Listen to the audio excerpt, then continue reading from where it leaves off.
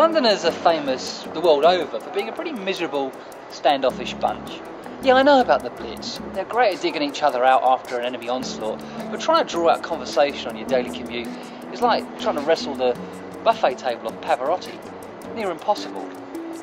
Sure, they might talk to you if you were on fire, but even then it'd be polite conversation about the weather.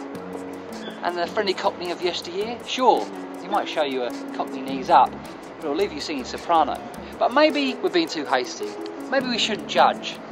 Maybe they've shed more over the centuries than polite discourse, and it's been to their cost. As well as the food, spices and exotic treasures that the East End docks brought into the rest of the country, they were also extremely generous in their introduction and distribution of the plague. A group of Flemish weavers once arrived here to pick up a package, and on opening it back in Holborn discovered that it was riddled with fleas. Fleas that lived off black rats, fleas that carried the bubonic plague. Now this plague didn't muck about, it attacked your organs, your liver, your kidneys, your brain, covered your body in growths and broke all the blood vessels in your skin, turning it black. The official remedy? Dangle a toad on a leather string, or balance some mercury in a walnut shell. But by the 1800s, bubonic plague and Black Death were old news. There was a new kid on the block, the much more effeminate and attractive sounding cholera. It started in India and spread to Russia, arriving in the East End in 1832. Now, because East London itself wasn't an area of fountains and beautifully maintained gardens, instead favouring the well-placed cesspit and carefully considered dunghill, as well as an open sewer called Black Ditch, which ran from Spitalfields to Limehouse, cholera boomed. There seems to be very little consideration from Londoners about this wastewater situation.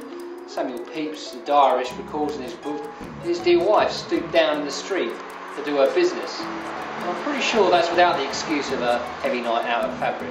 Of course, these days we know that cholera is caused by contaminated water, but in those days they had no idea it was blamed on political factions, on the manufacturers of the treatment themselves. Some, including Florence Nightingale, believed it was caused by a miasma in the atmosphere. But when things became too much to handle, the government declared a national day of prayer and fasting, until it was delicately pointed out that the East End was already starving and perhaps could be changed to a day of feasting instead. The law required that those suffering from cholera and eventually dying had to be buried within 12 hours, although this did lead to some being dealt with in undue haste. One coffin being carried down Bishopsgate Road had to be stopped and opened when knocking was heard from the inside. Of the 3,000 people that died of cholera in the 1800s, 800 were in the East End and 263 in Whitechapel alone. Of course, it was eventually discovered by that legend, Dr. John Snow, at the famous pump in Soho, that cholera was caused by filthy water. And so, in the years that followed, an 82-mile network of sewers was built to solve the problem. Of course, things were built to last in those days, and so today we still use the same sewage system.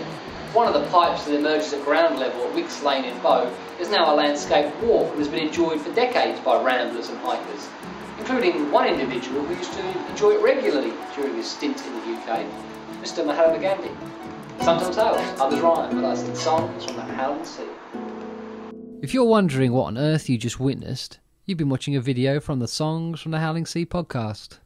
Each week I release a song and a video about a person or a subject from London's East End. 52 songs in 52 weeks. For more, visit www.songsfromthehowlingsea.com.